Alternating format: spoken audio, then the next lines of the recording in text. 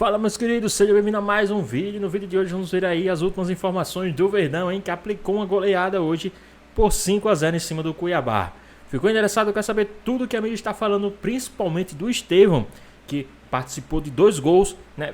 Na verdade participou de 4 gols, né? Fez 2 gols e deu 2 assistências.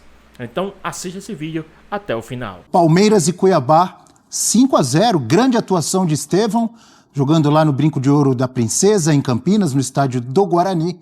E a gente vai para lá agora. Vinícius Nicoletti, trazendo para a gente as informações desta goleada verde, Vinícius. Boa noite. É isso aí, Abel. Boa noite para você, para todos os companheiros, fãs de esportes. Estamos aqui no estádio Brinco de Ouro da Princesa. O torcedor palmeirense ainda deixando o estádio depois da eliminação na Libertadores, passada aquela ressaca de cair diante do Botafogo. O Palmeiras voltou a campo nesse sábado e conseguiu essa goleada por 5-0, 4 só no primeiro tempo. Destaque, você já falou aí, disparado pro Estevão. Fez 2 gols, participou de mais 2 gols e toda a jogada do Palmeiras era para ele, agora convocado para a seleção brasileira, mostrou por quê e saiu aplaudido aqui do estádio Brinco de Ouro da Princesa. Ele foi substituído aos 15 do segundo tempo. Deu a impressão que o Abel falou assim, olha, ele tá desequilibrando, tava 5-0 já o Palmeiras, tirou o garoto e não aconteceu muito mais de novidade no jogo, não sem o Estevão.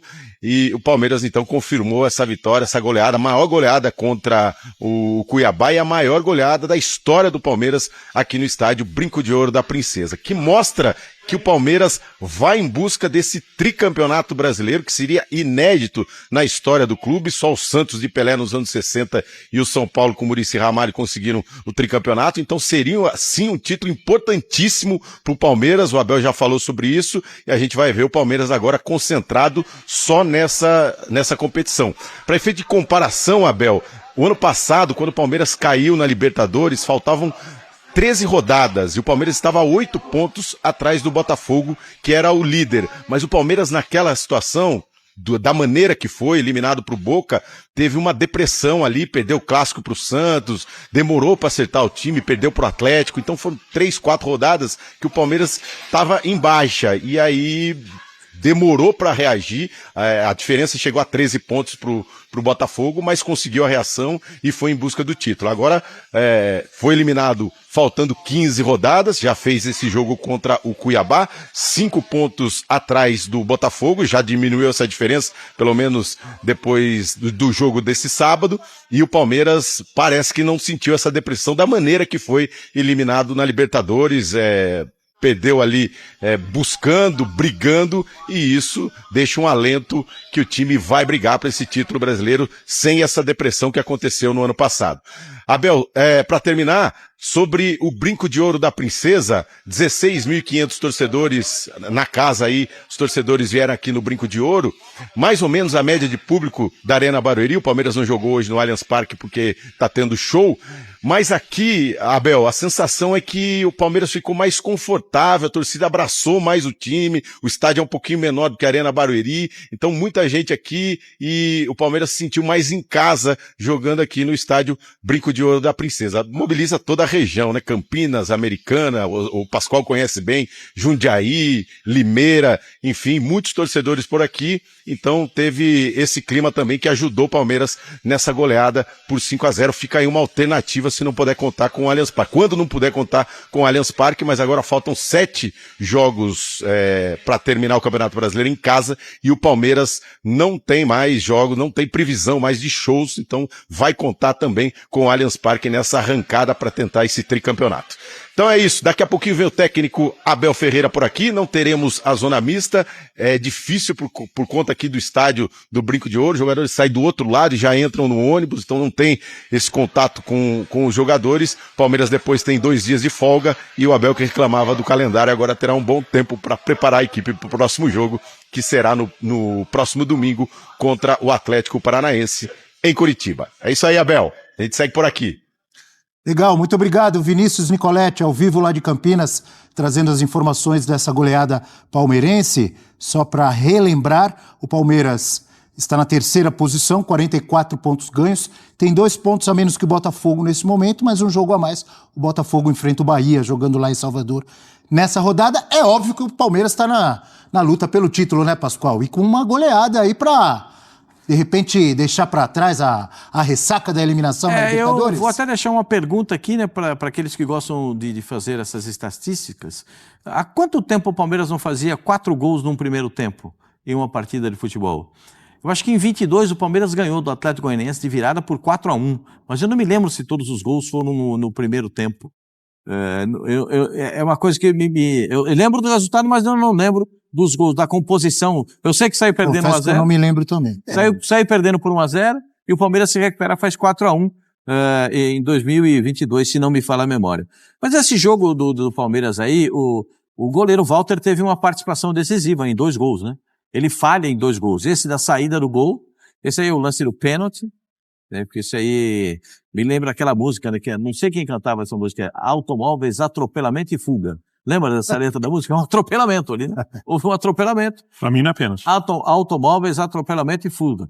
E aí, teve até um negocinho, um bate-boca ali entre o Estevão e o Flaco Lopes. O Flaco pega a bola, conversa com o Estevão e tal, depois dá a bola pro Estevão e tal, ficou ali. Mas foi comemorar com o Estevão depois que ele fez o gol, né? Porque... O garoto tá com moral... O Pascoal, além de estar jogando muito, acabou de ser convocado para a seleção. Esse gol aí do Estevão, o segundo que ele faz na partida, o primeiro foi de pênalti, aí o goleiro também, a bola não pode passar entre a trave e o goleiro, né, gente? A bola não pode, o Zé sabe disso. A primeira coisa que os caras, a bola não pode passar entre a trave e o goleiro. Se o goleiro está posicionado, não pode passar.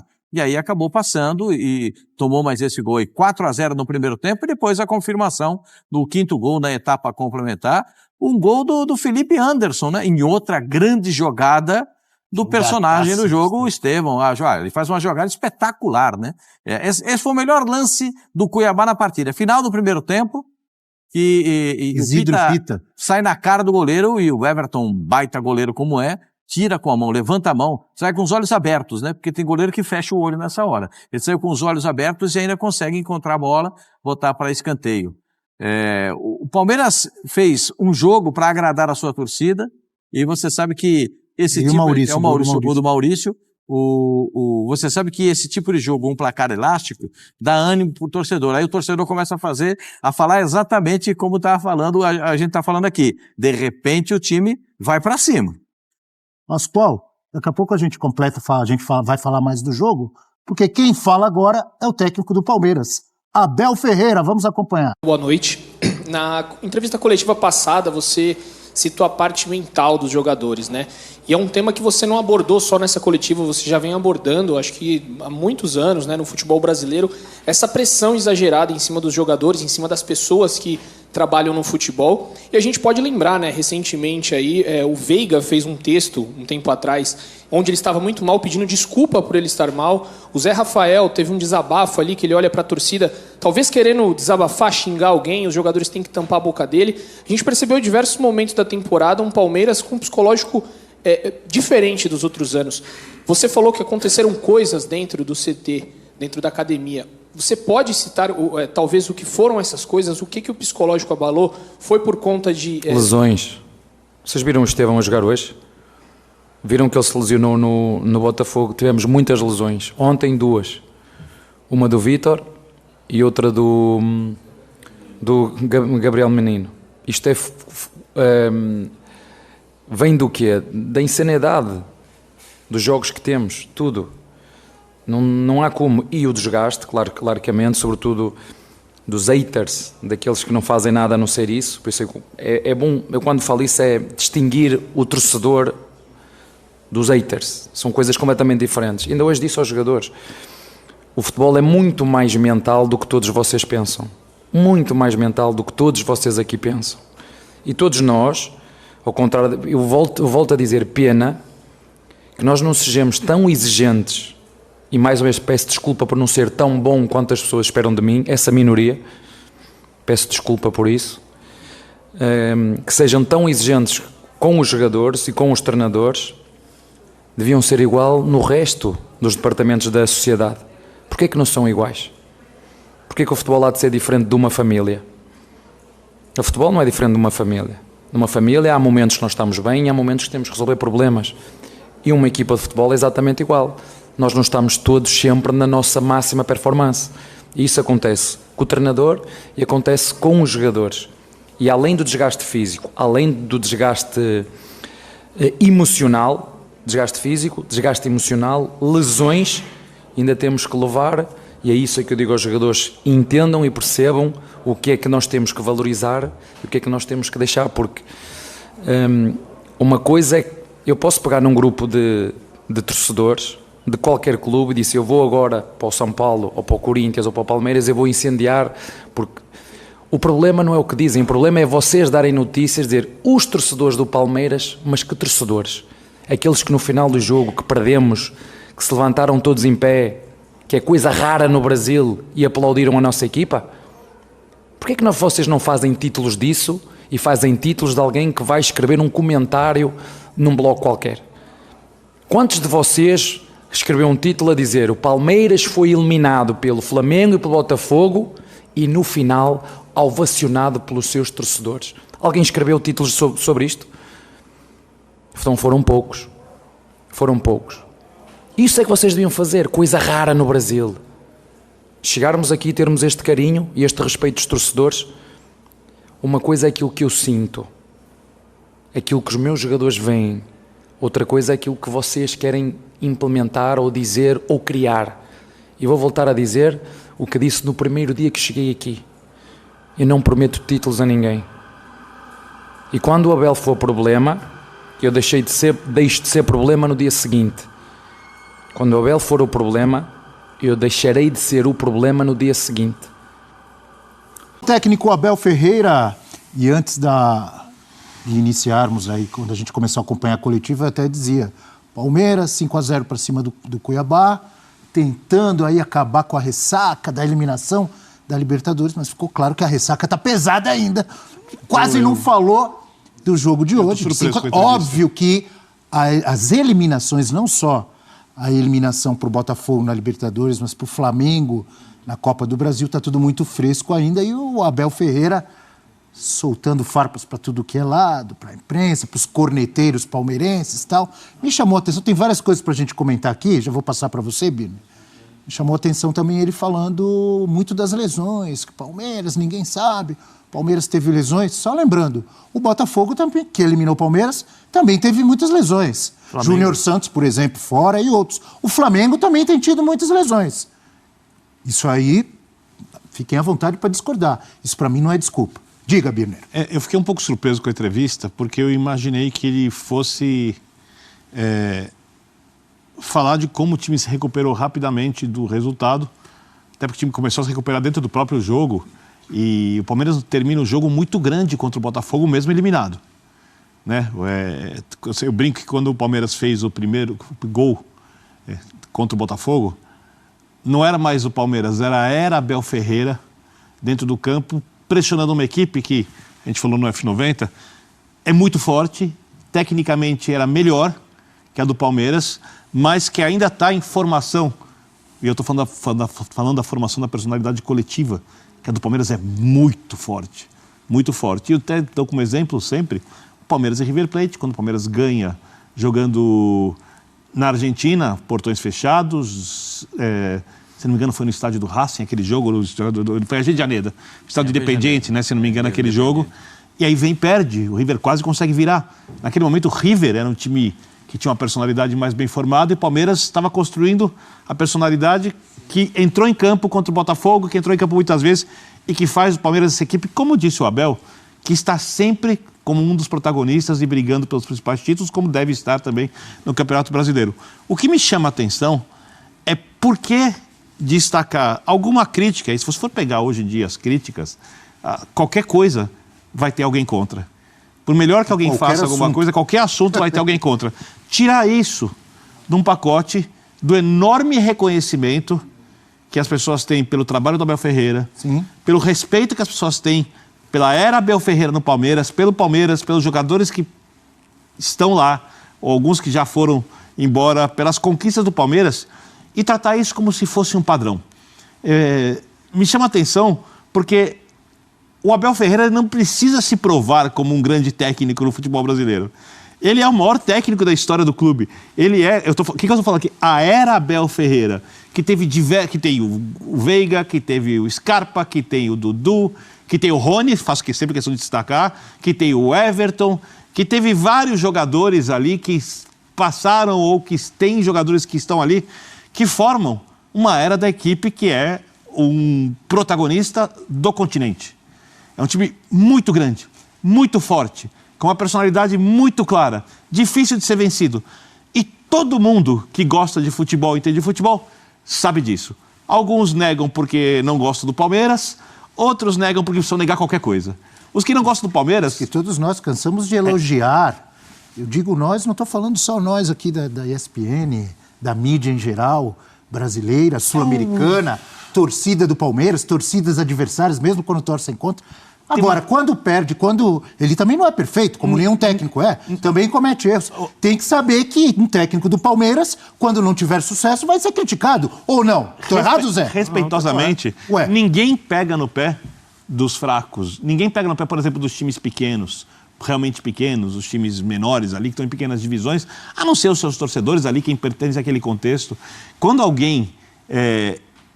que torce contra o Palmeiras, porque torce para outro time ou alguma coisa assim. E aí não estou falando de imprensa, estou falando de torcida. Vai lá, escreve em algum lugar, sabe? E pode dizer que é palmeirense, pode dizer que não é, sei lá. Critica, é porque exatamente essa é a grandeza do Palmeiras. Essa é a grandeza dos clubes. Todos os clubes grandes são mais criticados que os pequenos porque eles têm antagonistas grandes também. E isso faz parte do contexto do que é o futebol. Eu não consigo realmente entender por que o Abel repetiu 500 vezes, se peço desculpas a parte dos torcedores que não gosta de mim, que eu não sou suficiente, porque eu não ganhei todos os jogos, porque eu não ganhei todos os títulos. Ele está ironizando, obviamente. Ele está ironizando. E todo mundo sabe que o Abel Ferreira é o maior treinador da história do clube. Todo mundo sabe que essa era do Palmeiras é uma era vitoriosa. Todo mundo sabe que o Palmeiras teve, ao longo da era Abel Ferreira, que continua, muito mais momentos de desempenho, de se aplaudir em pé ou de se elogiar muito, do que momentos ruins. E até o Pelé teve fase ruim. Os melhores caras do futebol tiveram fases ruins. Os grandes técnicos tiveram fases ruins. O Guardiola errou numa escalação de final de Liga dos Campeões, porque para mim é o mestre dos mestres. O Tele Santana antigamente já cometeu seus erros também. E o Abel fica o tempo inteiro, numa entrevista após 5-0 de recuperação do Brasileiro, reafirmando alguma coisa que todo mundo sabe.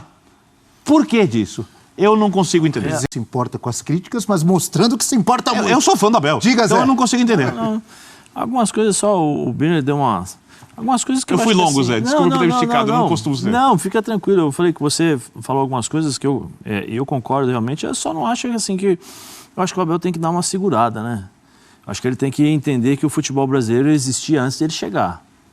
Quando ele fala, não, tem meninos... Pô, ele lembra precisam apresentar para ele o Cilinho, Tele Santana, né? O Muricy, quando ganha uma Copa Sul-Americana hoje, mas é na época com o Expressinho do São Paulo. Tem que falar para ele que os meninos que ele colocou, Danilo, quem mais? Patrick Vieira, Gabriel Menino, esses meninos que ele falou, quem colocou foi quem colocou foi o Vanderlei Luxemburgo, não foi ele. Né? E tantos outros. Mas eu coloquei o Vitor Reis. Renato no Grêmio já revelou tantos jogadores. O Dorival no Santos. Sim, tantos. Então, assim, o que ele está fazendo, muitos treinadores já fizeram em relação a revelar jogadores. Ele não é o primeiro e não vai ser o último. Né? E não é o único. Só acalmar um pouquinho mais. Eu coloquei o Vitor Reis. Colocou o Vitor Reis porque o Gomes não estava jogando nada.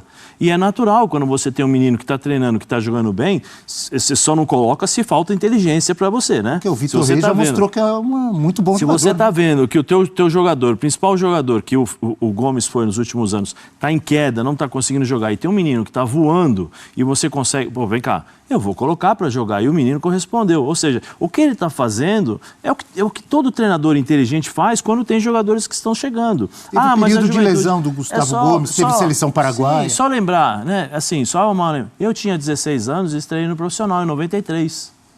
Junto comigo estreou o Ronaldo Fenômeno.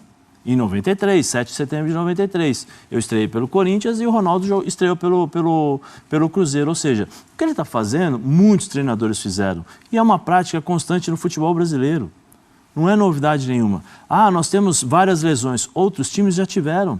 O Tite está passando dificuldades agora pelas lesões. Né? O Botafogo, sem quantos jogadores também? O Flamengo não tinha 7 nesse meio de semana então, assim, pela Libertadores. Sabe, o Botafogo não tem pelo menos 5. Sim. São os jogadores Jefinho, Eduardo, vários. Júnior Santos, 3 jogadores importantíssimos. O lateral esquerdo se machucou então, assim, antes de vir para São Paulo também. Enfim, tem muitos nomes, né? Eu só não consigo entender isso, sabe? De dar uma acalmada. Já que assim, ele está no futebol brasileiro, procura entender a história do futebol brasileiro para depois sair falando que ele faz, que eu fiz, que eu estou fazendo, que eu sou isso, que eu faço aquilo. Todos nós estamos reconhecendo o Abel desde o primeiro dia que ele chegou. Todos, sem exceção, o trabalho que ele está fazendo, todos. Mas ele, quando ele erra, ele tem que entender que ele erra. Toda unanimidade é burra. Toda tem assim. Agora, ele precisa dar uma segurada e entender que, do outro lado, existem profissionais que trabalham, que treinam, que se preparam. O Rossi deu uma entrevista no pós-jogo contra o Bolívar, sensacional. Sensacional. Ele falou de forma simples, sucinta, o que acontece no futebol hoje. Olha, vocês precisam entender que, do outro lado, existem profissionais que nos analisam, que sabem os nossos pontos fortes e pontos fracos, e que jogam também. O Palmeiras, qual o problema? Qual o problema do Palmeiras e do Abel reconhecer que os times que jogaram contra ele, tanto o Flamengo quanto o Botafogo, são bons times? E se a gente fala sobre a questão do... porque ele fala do... Se a gente fala sobre a questão do... o Palmeiras, do Flamengo e do Botafogo, nós cobramos porque o Palmeiras está sempre lá. Porque o Palmeiras sempre foi um time de lutar, de brigar, de jogar, e é justamente por isso que a gente está dizendo sobre a classificação do Palmeiras, a não classificação do Palmeiras. Agora, dizer um monte de coisa, hoje ele poderia falar do Estevão, ele poderia falar, por exemplo, do primeiro gol do Felipe Anderson, né? Ele poderia dar uma explicação, por exemplo, sobre por que ele está falando de lesões, quantas e quantas... Ele não veio pedir a público desculpa que ele não tirava o Rafael Veiga? Ele veio a público falar que ele cansou o Rafael Veiga. E se o Rafael Veiga se lesiona, o que ele iria falar? Então, assim, hoje era jogo pro Giai jogar, não pro Marcos Rocha. Marcos Rocha jogou quarta-feira. Põe o Giai para jogar hoje, por quê? Já estava com 2-0, ou 2-0, né? Acho que quando o Mike saiu. 2-0. O time do Cuiabá lá atrás não ia jogar. Explora a velocidade, dá ritmo pro menino, dá adaptação ao Giai para poder jogar. Não, mas ele colocou nos jogos mais difíceis um jogador para se adaptar ao futebol brasileiro. Né? E o Giai, todas as vezes que jogou, tanto contra o Flamengo, acho que foi o Flamengo quanto o Botafogo, teve dificuldades, não jogou bem. Então, põe o jogo. Então, ele precisa assumir determinadas coisas. O ano passado, os meninos estavam batendo na porta. No jogo contra o Boca Júnior, por que ele não colocou o Hendrick desde o começo?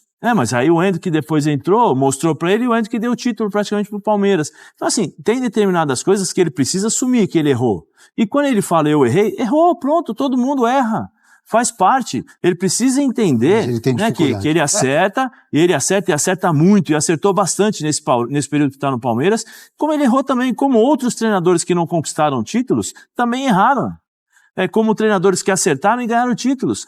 Sabe, faz parte do futebol isso. Agora. Não vem aqui dizer que a impressão que passa é que ele vem aqui, ele veio revolucionar o futebol brasileiro. Desculpa, calma. Algumas coisas ele fez bem e outras não. O Arthur está fazendo bem. Vanderlei Luxemburgo fez muito bem ao futebol brasileiro. Felipão fez muito bem ao futebol brasileiro. Nós temos histórias. Zagallo, Parreira, tem história. Essa história precisa ser respeitada. Ou o Brasil não é pentacampeão brasileiro? Pentacampeão mundial. Só rapidinho antes de... Eu me incomodo muito com essa questão de achar que ele está descobrindo o futebol brasileiro. Não é por aí. Não é por aí. Antes de passar a palavra também para o Pascoal, rapidinho o meu resumo do que eu penso sobre Abel Ferreira. Inegável, um trabalho espetacular no Palmeiras e continua sendo muito bom. É normal, como ele mesmo falou, às vezes vai perder, às vezes vai ganhar, né?